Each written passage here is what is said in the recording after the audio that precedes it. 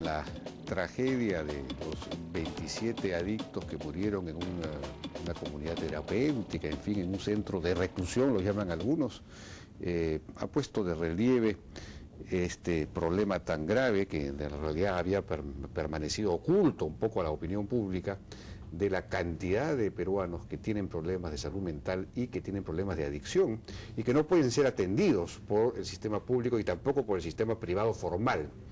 Y entonces proliferan estas comunidades terapéuticas, informales, etcétera, que, bueno, son cuestionables, hay quienes piden que sean cerradas, sin embargo están cumpliendo una finalidad social, que es atender una demanda que no es atendida por el sistema formal oficial.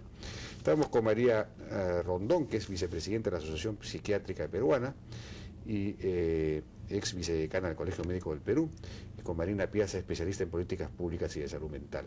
Buenas noches, ¿cómo están? ¿Cómo les va? ¿Qué tal? Bueno, ¿qué hacemos con este problema? Porque no, efectivamente, pues no se puede ordenar el cierre tampoco de todas estas entidades, porque pese a que no cumplan ciertos requisitos, porque entonces tendríamos no sé cuántas gentes en las calles. ¿Qué hacemos? ¿Cómo enfrentar, cómo manejar este problema que ha aparecido? El problema es muy grande. 1 de cada 4 familias tiene un enfermo mental en su seno. Y 1 de cada 10 peruanos probablemente tiene problemas en el manejo del alcohol, es decir, es un alcohólico o alcohólica. Ajá. Por otro lado, existen serias limitaciones en el acceso a los servicios de salud mental. Nosotros tenemos pocos psiquiatras, pero además de eso están el 70% concentrados en Lima y un porcentaje muy grande en las capitales de departamento. Hay varias regiones que no tienen ni un psiquiatra. Y como si eso fuera poco, no tenemos un sistema coherente de atención de la salud mental desde los niveles primarios. Es decir, que uno va a la posta que queda cerca de su casa y ahí no puede recibir servicios de salud mental porque el personal no está capacitado y porque no tenemos las redes, no tenemos los sistemas de apoyo, no tenemos los dispositivos de tratamiento. Entonces, como tú has dicho, Jaime, un montón de peruanos y peruanas se quedarían sin atención si es que simplemente cerramos las comunidades terapéuticas. Lo que hay que hacer es capacitarlas, acreditarlas, supervisarlas y fiscalizarlas y acordarnos que llegar a la comunidad terapéutica es como el último eslabón, que antes de eso tiene que haber una serie de servicios de salud que impidan que la persona que consume vaya a llegar a la dependencia. Marina Piazza. Sí, en nuestro país está ocurriendo un cambio muy favorable en lo que es el trabajo de salud mental. El ministro de Salud ha nombrado a una directora ejecutiva de salud mental. Ajá. Y a la doctora Gloria Cueva, con mucha experiencia además en el trabajo no solo en Lima, sino en regiones con víctimas de violencia política, etcétera.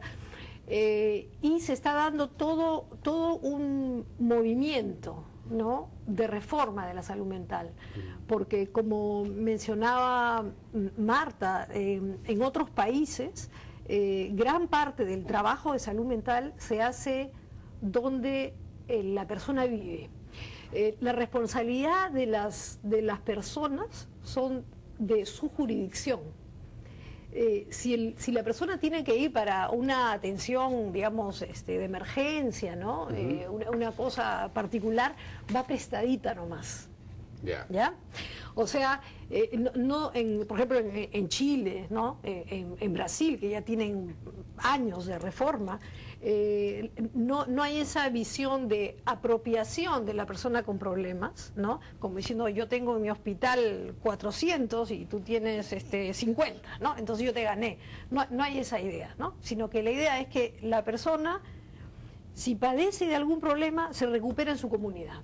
Y si sale de esa comunidad para algo que no hay ahí, regresa cuanto antes. ¿Pero su comunidad se refiere a la comunidad o a la casa, a la familia?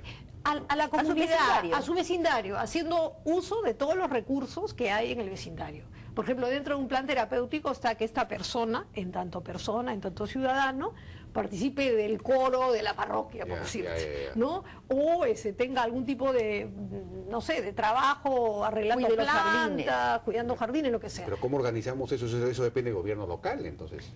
En gran parte, por ejemplo, en Chile hay una articulación muy interesante entre lo que es el sector salud y los gobiernos locales. Para este fin. Para este fin. Es decir, que se trata de montar, digamos, comunidades en buena cuenta, pero no localizadas, sino redes de trabajo. Redes de trabajo. Con gran apoyo de la comunidad. Entonces nosotros ahora, si nosotros podríamos pensar ante esa tragedia, ¿no?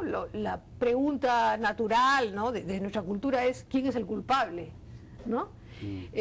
Pero en realidad todos somos responsables de estos problemas, ¿no? Claro. Por ejemplo, en Brasil hay promotoras comunitarias que son capacitadas para detectar problemas de consumo de manera muy temprana y son capacitadas para hacer intervenciones breves, pero con una articulación tremenda desde la posta de salud que supervisa el trabajo que hacen estas promotoras. Claro. ¿No? Entonces es responsabilidad de la comunidad, ¿no? De las organizaciones comunitarias, ¿no? Reducir los niveles de consumo. Alcoholes. Y está todo el trabajo preventivo que debería formar parte de esto, por ejemplo el deporte, para que las pandillas se enfrenten, pero en partidos de fútbol o de box y no de... En fin, claro, no sé. Claro, cosas tan variadas y tan fuera del alcance del sistema de salud como es, por ejemplo, graduar las horas o regular las horas en las cuales se puede expender licor, aumentar los impuestos al licor, tener mejor iluminación en parques y avenidas para que no se propicie el paqueteo. Todo esto forma parte del esfuerzo de reducir el consumo. Aparte de eso, el sistema de salud, y como ha dicho Marina, acompañado por la comunidad y por otras instancias de la comunidad, la iglesia, el sistema educativo, los clubes de madre, los vasos de leche en nuestro medio, tendrían que estar participando. Entonces esto debería haber una especie de comité que reúna a todas estas instituciones, sí. Quizás el comité de seguridad ciudadana distrital o provincial, sí, que se supone que existe. Sí. De Vida ha hecho un trabajo muy interesante, de hecho De Vida trabaja muy cerca del Ministerio de Salud en todo esto, ha hecho un trabajo muy interesante desarrollando comités multisectoriales de prevención y de tratamiento de drogas, ¿no? Y ahora está trabajando más a nivel con los gobiernos regionales, ¿no? Entonces es un trabajo muy interesante que involucra al sector educación, ¿no? Por ejemplo, si se detecta un problema de consumo en adolescentes, tiene que haber cerca un lugar donde derivarlos. Si no, ¿qué haces? Claro, y las intervenciones deben ser prácticas, breves y eficaces. Y luego no tenemos que descubrir la pólvora. Todo eso está escrito y ha sido estudiado en otros países. La Organización Mundial de la Salud ha producido manuales excelentes para ser usados por trabajadores de atención primaria, que quiere decir el trabajador que está en el puesto de salud, que no tiene que ser un psiquiatra o un psicólogo, pero que tiene que ser capacitado, acompañado y supervisado por el especialista. De acuerdo. Ahora, en esto, por ejemplo, el alcalde debería tomar iniciativa, todos los alcaldes deberían tomar iniciativa, ¿no? Porque son los que están en su localidad. Y llamar convocar a la posta médica, convocar a todo el mundo, digamos, a la iglesia, a todas las instituciones que ustedes mencionan. Sí. Así es. Y esperamos que ahora que tenemos directora de salud mental, se le brinden los recursos y el apoyo político y se le dé la prioridad suficiente para que ella pueda iniciar este trabajo de establecer las redes multisectoriales y el trabajo de concertación y coordinación a todo nivel, justamente para lo que estamos conversando. Sí, pues, porque... El presupuesto de salud mental dentro del sector salud es sumamente reducido, no se compara con el presupuesto de otros países, ¿no? El porcentaje es alrededor del 1 o 2%, en Chile 4 o 6%, ¿no? Entonces uno ve un cambio en la situación de la salud mental cuando se incrementan esos presupuestos, ¿no? Entonces, eso es importante. El problema es que, claro, las demandas fiscales son enormes en el país. Pero además yo creo que es un tema de actitud, porque hacia la salud mental, hacia los problemas de consumo, la gente tiende a establecer una distancia, tiende a establecer de que